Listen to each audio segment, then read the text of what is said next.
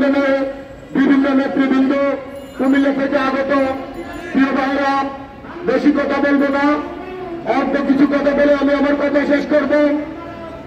এই আওয়ামী সরকারের সাথে হুদা কমিশনার হাতাহাত করে আমার নেতা জনাব আলহাজ মনিরুল হক চৌধুরী সাহেবের জনপ্রিয়তা নষ্ট করার জন্য আমাদের এত সুন্দর একটি আসন কুমিল্লা ৯ নির্বাচনী এলাকাতে খণ্ড খণ্ড করে দিয়েছে।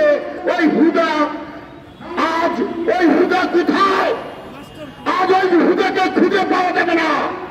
তাই আমরা বলতে চাই, এই সরকার এখন যিনি আছেন ডক্টর মোহাম্মদ ইউনূস সাহেবের কাছে আমরা বলতে চাই, আমাদের এত সুন্দর একটি আসন কুমিল্লা ৯ নির্বাচনী এলাকা পুনর্বহাল করে দেওয়া হোক।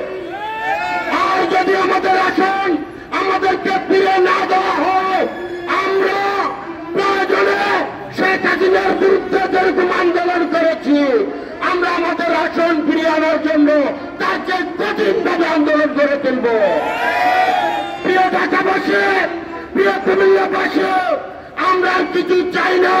আমরা চাই আমার নেতার জনপ্রিয়তাকে ধরে রাখার জন্য সাবেক কুমিল্লা ৯ নির্বাচনী এলাকা পুনর্বহাল করা হোক। এ বলে আমি আমার কথা শেষ করলাম।